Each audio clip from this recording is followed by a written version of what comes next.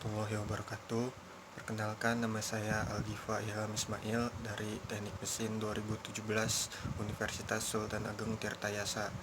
Jadi video ini dibuat untuk memenuhi salah satu tugas dari praktikum prestasi mesin yang dilakukan secara online pada modul motor bakar. Nah, yang pertama adalah apa itu pengertian motor bakar dan bagaimana prinsip kerja dari motor bakar. Yang pertama, motor bakar adalah mesin kalor atau mesin konversi energi yang mengubah energi kimia bahan bakar menjadi energi mekanik berupa kerja. Pada dasarnya, mesin kalor atau heat engine dikategorikan menjadi dua. Yang pertama, external combustion engine, dan yang kedua, internal combustion engine. Selanjutnya, prinsip kerja pada motor bakar. Jadi bagaimana prinsip kerja pada motor bakar? Motor bakar torak menggunakan beberapa silinder yang di dalamnya terdapat torak yang bergerak translasi bolak-balik. Di dalam silinder itulah terjadi pembakaran antara bahan bakar dengan oksigen dari udara. Gas pembakaran yang dihasilkan oleh proses tersebut mampu menggerakkan torak yang dihubungkan dengan poros engkol oleh batang penghubung. Gerak translasi torak jadi menyebabkan gerak rotasi pada poros engkol dan sebaliknya.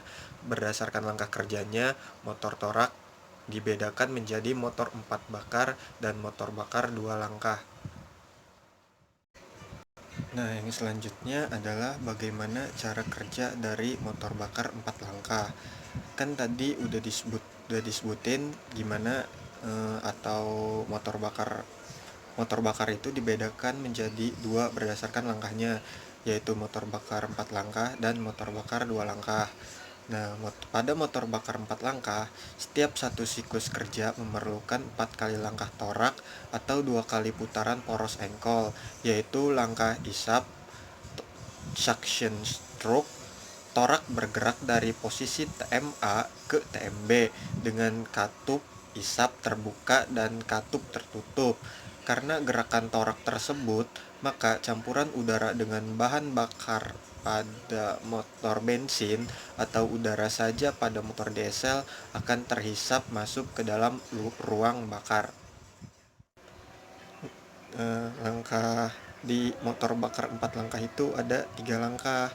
Yang pertama, langkah kompresi, yang kedua langkah ekspansi, dan yang ketiga adalah langkah buang. Nah, selanjutnya adalah apa itu konsumsi bahan bakar spesifik atau SFC. Jadi, konsumsi bahan bakar dibandingkan dengan daya mesin yang dihasilkan dalam jarak waktu tertentu dikenal dengan istilah konsumsi bahan bakar spesifik atau specific fuel consumption atau SFC.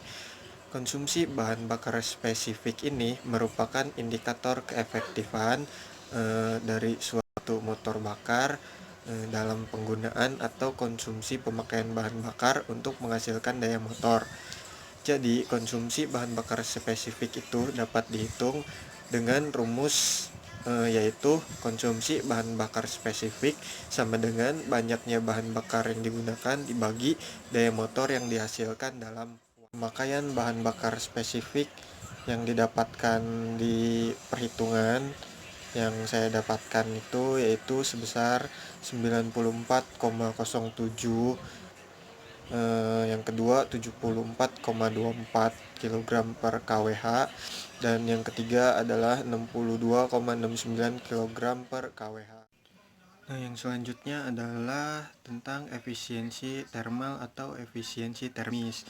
Jadi efisiensi termis atau efisiensi thermal yang didapatkan sesuai perhitungan yang telah dilakukan adalah yang pertama adalah 106,30%, 102,25%, dan yang ketiga adalah 106,35%. Nah, di sini nilai efisiensi thermal yang didapatkan lebih dari 100%.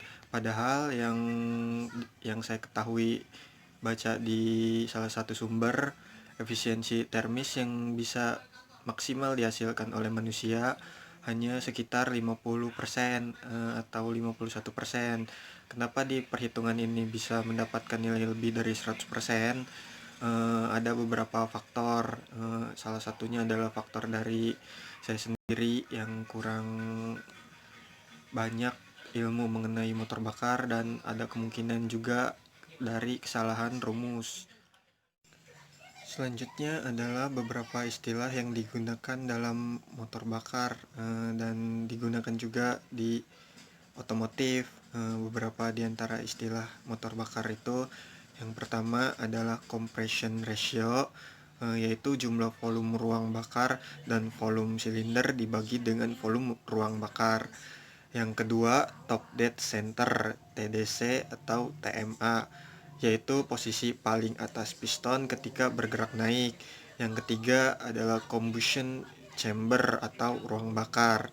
Yang keempat ada bore, yaitu diameter silinder.